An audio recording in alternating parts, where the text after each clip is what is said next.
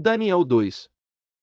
No segundo ano de seu reinado, Nabucodonosor teve sonhos, sua mente ficou tão perturbada que ele não conseguia dormir. Por isso o rei convocou os magos, os encantadores, os feiticeiros e os astrólogos para que lhe dissessem o que ele havia sonhado. Quando eles vieram e se apresentaram ao rei, ele lhes disse: Tive um sonho que me perturba e quero saber o que significa. Então os astrólogos responderam em aramaico ao rei: Ó rei, vive para sempre. Conta o sonho aos teus servos, e nós o interpretaremos.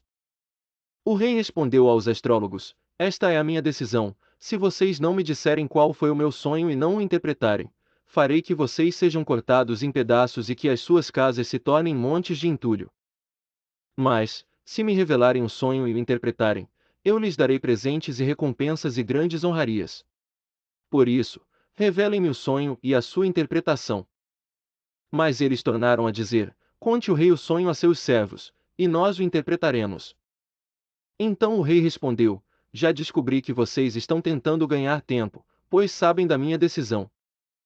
Se não me contarem o sonho, todos vocês receberão a mesma sentença, pois vocês combinaram enganar-me com mentiras, esperando que a situação mudasse.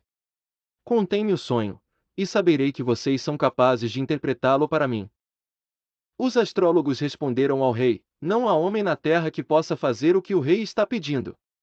Nenhum rei, por maior e mais poderoso que tenha sido, chegou a pedir uma coisa dessas a nenhum mago, encantador ou astrólogo.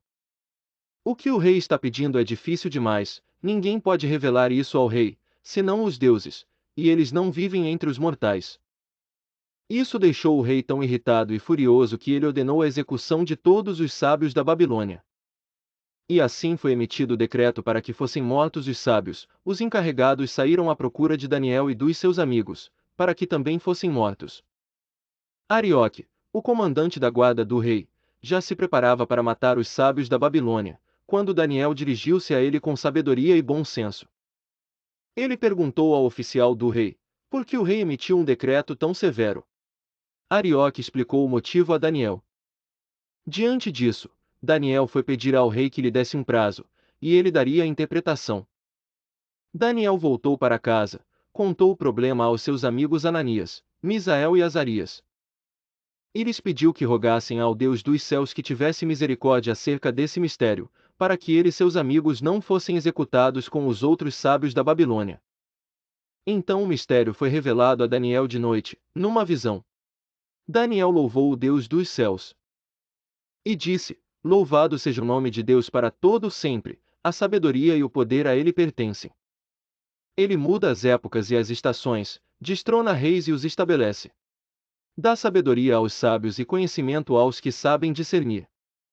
Revela coisas profundas e ocultas, conhece o que jaz nas trevas, e a luz habita com ele. Eu te agradeço e te louvo, ó Deus dos meus antepassados, tu me deste sabedoria e poder, e me revelaste o que te pedimos, revelaste-nos o sonho do rei.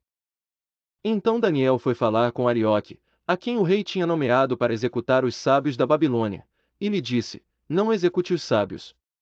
Leve-me ao rei, e eu interpretarei para ele o sonho que teve.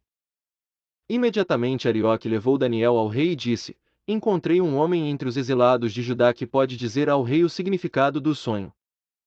O rei perguntou a Daniel, também chamado Beltesazar: Você é capaz de contar-me o que vi no meu sonho e interpretá-lo? Daniel respondeu: Nenhum sábio, encantador, mago ou adivinho é capaz de revelar ao rei o mistério sobre o qual ele perguntou. Mas existe um Deus nos céus que revela os mistérios. Ele mostrou ao rei Nabucodonosor o que acontecerá nos últimos dias.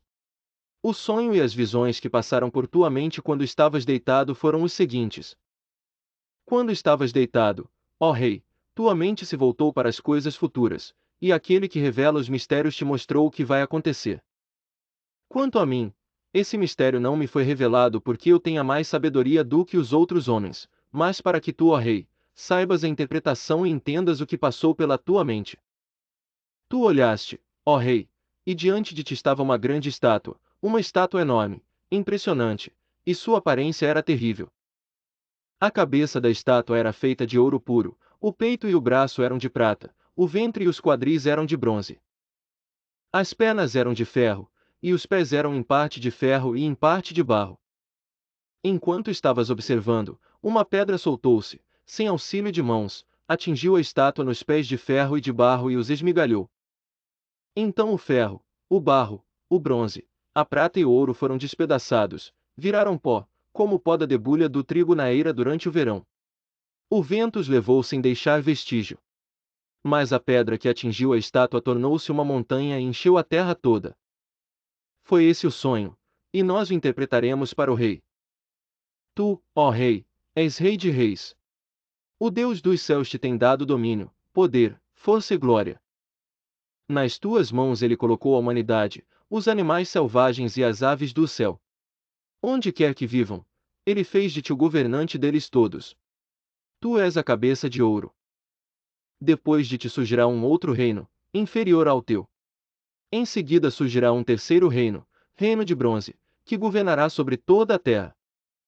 Finalmente, haverá um quarto reino, forte como o ferro, pois o ferro quebra e destrói tudo, e assim como o ferro a tudo despedaça, também ele destruirá e quebrará todos os outros. Como viste, os pés e os dedos eram em parte de barro e em parte de ferro.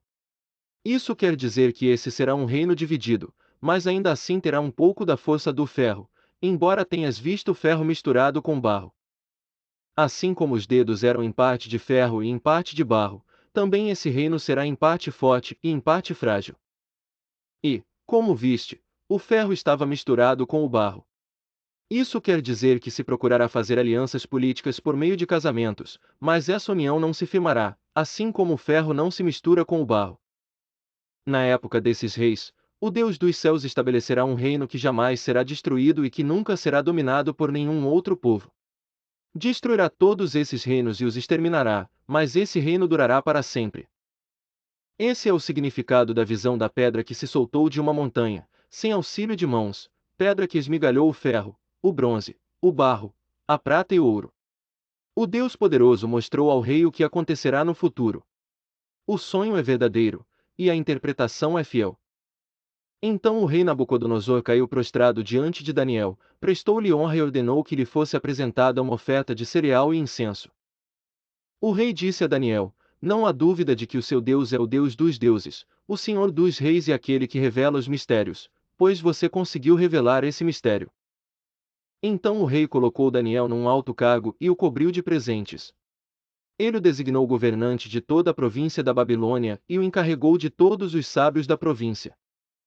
Além disso, a pedido de Daniel, o rei nomeou Sadraque, Mesaque e Abed-nego administradores da província da Babilônia, enquanto o próprio Daniel permanecia na corte do rei.